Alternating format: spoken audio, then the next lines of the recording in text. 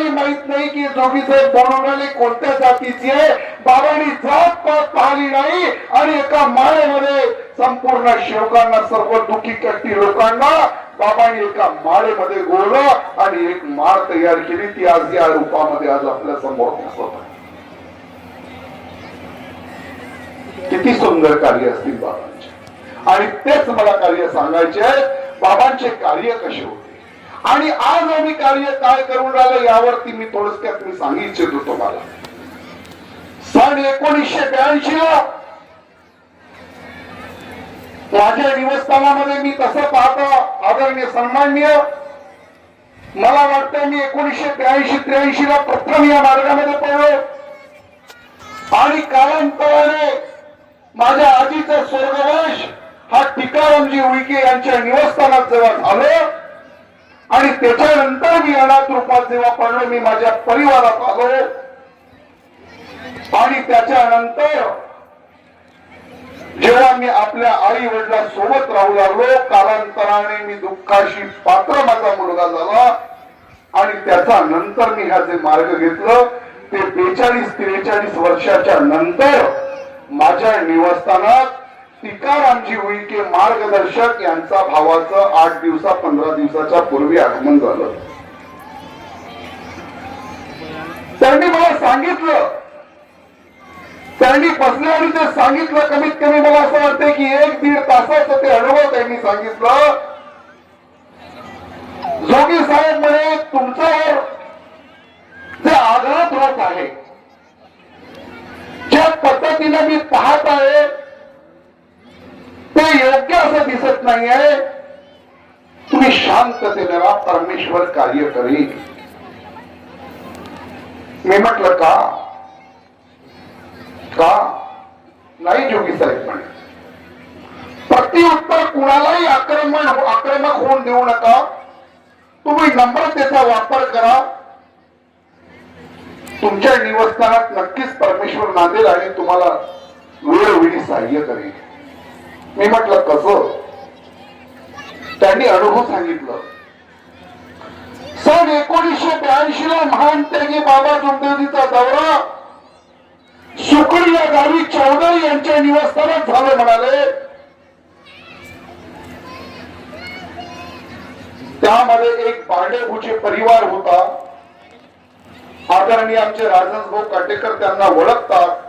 त्यांचा मुलगा आज ती सवारी गाडी चालवतोय. मागच्या वेळेला तो बँकेत वगैरे काही होता नागपूरला, अपंगासारखं चालतोय. त्या व्यक्तीचा वडील महान त्यागी बाबा जुमदेवजीला राग येईल, द्वेष येईल असे कार्य दारू पिऊन बाबांच्या समोर करू लागला.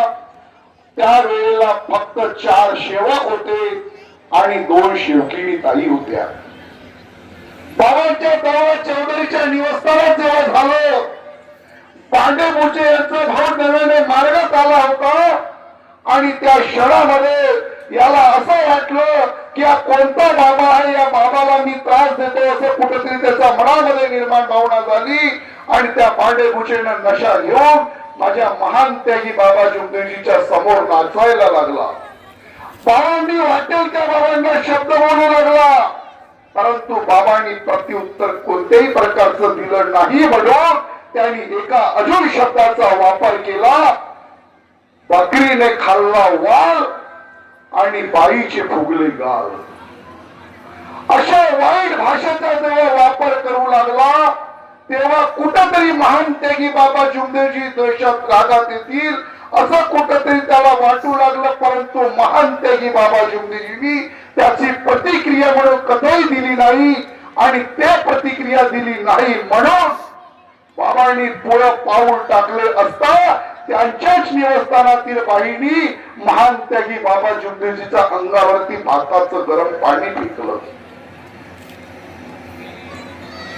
साक्षीदार साहेबांनी.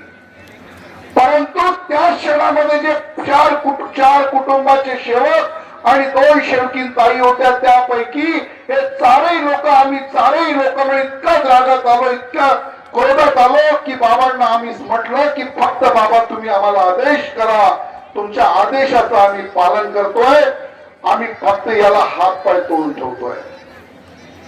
बाबांनी इशाऱ्यात त्याला सांगितलं, हे कार्य माझे नाही आणि माझ्या भगवंताचे नाही. अखेर त्या माणसाला ती जागा सोडावी लागली आणि बाबाचा जो दौरा होता तो सफल रीतीने पार पडला. त्यापैकी बाबांनी त्यांनी बरेच काही त्यातले अनुभव सांगितले. असे आमचे महानतेही बाबा जोंधेजी होते, असे आमचे बाबा होते. बाबांची किती सुंदर तो क्षण किती सुंदर असेल, तिथली वाणी किती सुंदर असेल. आणि आज आम्हाला हे बाबाच्या हय्यातीतील लोक, बाबाच्या सोबतीत राहून लोक आम्हाला इतकं सुंदर मार्गदर्शन करतात. आणि एखाद्या शेवकाने जर चूक केली, त्याचा घरी 3 वाजून 3 मिनिटाने चपलेने मारतात. मला त्यातून असं कळते की यांना केव्हा अजून वेगळंच काही बाबांनी सांगितलं. रात्रीच्या 3 वाजून 3 मिनिटांनी 250 ते 300 नारी सेविका घेऊन जातात आणि त्या शेवकाला चपलेने मारतात. कुठं घेऊन चाललो आम्ही आमचा मानव धर्म? कुठं घेऊन चाललो आम्ही आमचा मानव धर्म? आणि आम्ही मानव धर्माचा ज्ञान वाटतोय, आम्ही ज्ञान वाटतोय दुसऱ्यांना, आम्ही ज्ञान पाचतोय. मग आमची इतकी बुद्धी कुठे जाऊन राहिली? आम्ही काय करायला चाललोय मानव धर्मात?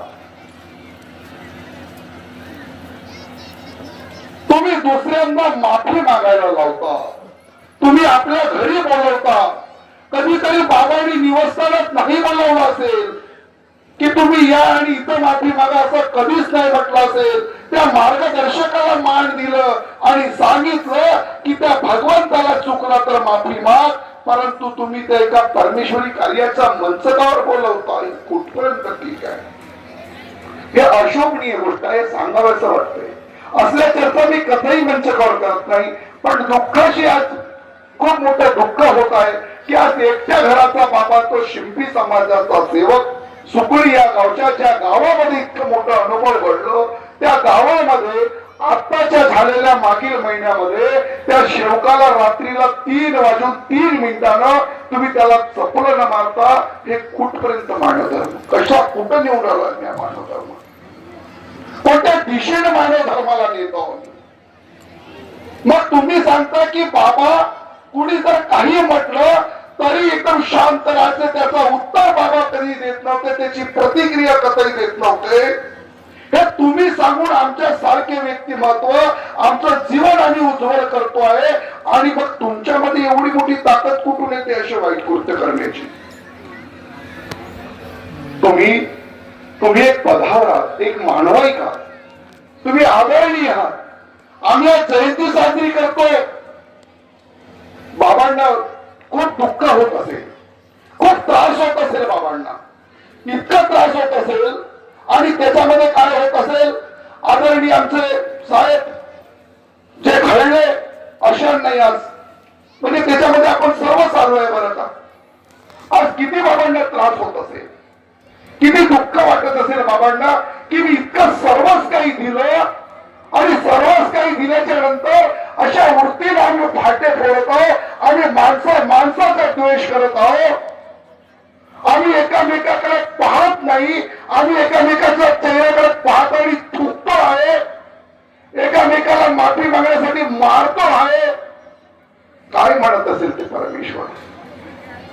किती बाबांना दुःख होत असेल? अरे महान त्यागी बाबा जोंधेजी, तरी आम्हाला जर बाबांनी जर मूळ किंवा आम्हाला मुलगी जर समजली नसती तर महान त्यागी बाबा जोंधेजी आयुष आनंदाने जीवन अमेरिकेमध्ये जगलं असतं. महान त्यागी बाबा जोंधेजींना जेव्हा प्रकृती बिघडली असता, मनोजी ठुबरीकर यांनी जेव्हा आपल्या बाबांना नेलं तिथं, तेव्हा बाबांना सरळ सांगितलं की बाबा तुमची प्रकृती बरोबर राहत नाही, तुम्ही अमेरिकेला राहा. असं सांगितल्यानंतर बाबांनी एकच उत्तर दिलं, अरे म्हणे तू एकच बेटा माझा मुलगा आहे. भारत देशामध्ये असे कितीतरी माझे मुलं आहे, माझे मुली आहे, ते वाट बघत आहे, मला तिथं जायचं आहे. आणि बाबा इथं आले, तुम्ही सांगता, आम्ही ऐकतोय, आम्ही आत्मसात करतोय, आमचं जीवन बनवतोय आम्ही, आणि तुम्ही आज आमच्या बरोबर काय करून राहिले? किती मोठी दुर्भाग्याची गोष्ट आहे. एकच वेळा नाही साहेब, अहो दुसऱ्या दिवशी पण तेच कृत्य केले. 12:30 वाजे अजून त्याच्या घरी गेले आणि तू वलटीमध्ये आला का नाही, सिरसोलीच्या कार्यक्रमात माफी मागायला का बरं आला नाही, ते आता जाऊन चपलं मी तिथं मारलं. अरे अरे अरे कुठं आम्ही मार्ग घेऊन चाललो, हे सांगण्यासारखं मंच नाही. आम्हाला बाबाचे गुण गावायचे आहे, परंतु आम्हाला एक सांगायचं तुम्हाला, सतर्क नका करू कुणाच्या चर्चा. आम्ही आमच्या परिवाराकरता आलेलो आहे. कालपर्यंत मीही बोलायचो, आमच्या काटेकर भावानी मंचकाला बरंच माहिती की मीही बोलायचो, परंतु आज आमचं असं लक्षात आलं की आपला आता सध्या वारी कोणी नाही. आपला वारी आहे भगवंत आणि बाबा. आपले कार्य करा. कुणाला काय करताय, कोण कसं वागत आहे, कोणत्या परीने वागत आहे, कोणत्या मार्गाने जात आहे, आम्हाला त्याच्याशी काही लेणं देणं नाही. इतकं बोलल्यानंतर काही फरक पडेल का? फरकच पडू शकत नाही. कारण आज आमच्याकडे धन खूप झाला ना. कालपर्यंत जोगीनं कटोरा घेऊन भीक मागितला. मी भिक्षा मागणारा एक सेवक आहे. आज जोगी थाटामाटाने राहते. कालपर्यंत काहीच नव्हतं. गावामध्ये जर एखादी दुर्गा मांडली, शारदा मांडली, तिची पत्रिका जर बनवली, त्या पत्रिकेत आमचं नाव राहत नव्हतं. तिथं हवन होत असलं तर आम्हाला तुच्छासारखं भरवलं जात होतं. कालपर्यंत आम्हाला आमच्या वाड्यातून तेरवीच्या पत्रिका मिळत नव्हत्या. कालपर्यंत आम्हाला लग्नाच्या जेवणातून उठावलं जात होतं. आज मंडळाचं एवढं मोठं 6 इस्टेट मधून इतकं मोठं पद मिळालं. कोणाची कृपा? ही सर्व बाबाची कृपा आहे.